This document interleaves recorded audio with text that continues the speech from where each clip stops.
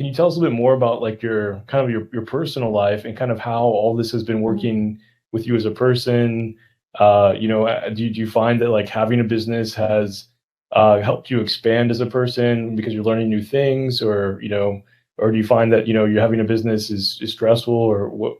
You describe kind of like a little bit more about like the personal Angie, like if we were sitting down at a dinner table, Mhm. like what would you be like? How is it with all this stuff going on? So just a little bit about my personal life. I've been married for 22 years. I have a daughter who's a nurse in Duke CTICU, and she's a traveler. She's in APRN school as well to be an acute care nurse practitioner, which I'm hoping. So my whole goal in this business is to, grow it out and make it a family business. And eventually she can run that when I'm tired and want to retire. That's very wise, by the way. Yeah, I mean, I want to leave a legacy for her, and so I can sip margaritas in Florida and not have to worry about money rolling in. But I mean, this has given me so going 1099 away from the hospital. First of all, improved my life so much, being able to make my own schedule. But I'm probably happier now than I have ever been in my career and in healthcare. I'm doing 3 days a week in anesthesia, and I'm doing 2 days a week at aesthetics, some Saturdays. So this has just given me so much more capability to spend time with my family, to make my schedule the way I want it.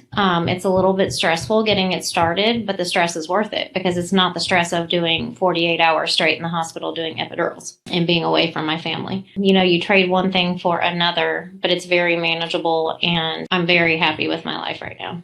Man, that is beautiful. And I'll just say, like, one thing, I was actually talking to Jennifer about this the other day because, when we first met, it was actually in a hospital. She was working in OB, and I was an anesthesiologist in the main OR. And Mhm. basically, we were talking about like how starting a business is stressful initially, but to me, it's a lot less stressful than our everyday lives as healthcare providers. One thing I felt like I was Q3 when I first started, in the hospital there, and it was a stressful call every call just because stuff would come in, and we were in a rural area, like one of two hospitals in this kind of large kind of rural area.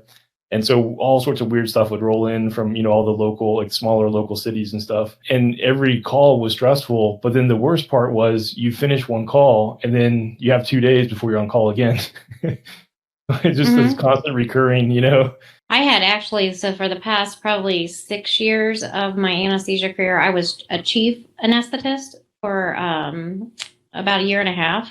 At some point, that was a really stressful job, probably my least favorite job of my life. And then I branched into doing epidural service. So I was doing 48 hours straight on the weekend. And then you would do 24-hour calls at night. And sometimes you were up the entire 24 hours, C-sections, epidurals, like sometimes you never slept, sometimes you did sleep. But just like you said, you would have that 24-hour shift and you'd be over and you'd go home and you'd be like, thank God I'm home. And then just, clockwork, you're starting it all over again. So just the time away from family, the stress of that job, and, you're always on performance at a hospital with expectations and protocols and different personalities. The stress in healthcare has gotten exponentially higher. So I'm glad that I'm stepping back and doing things the way I want to do them now. Also, just what I felt was like building a business is stressful, or figuring out new things are stressful. But then if you do it for yourself, it becomes an asset that you own forever.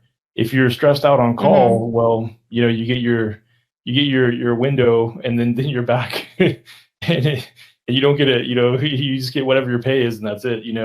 Versus like for Mm-hmm. example, for you figuring out like the funnel and click practice, like now you know how to market any event you ever want to do for the rest of your life. It's the same thing. Mm-hmm. So Mm-hmm. In training, I mean, you invest in yourself and you invest in your business, and that's what helps it grow. And ongoing learning. Like I don't know a lot about click practice, but I'm figuring it out every day. man, I'm so glad. And I know it may sound trite, but I'm just so proud also, just like to see you go after it, and then just to be so successful. And I just have a feeling that you've kind of always been maybe like a little bit on the quiet side, but always successful. I kind of stand back and assess before I kind of let myself really show. If that makes any sense.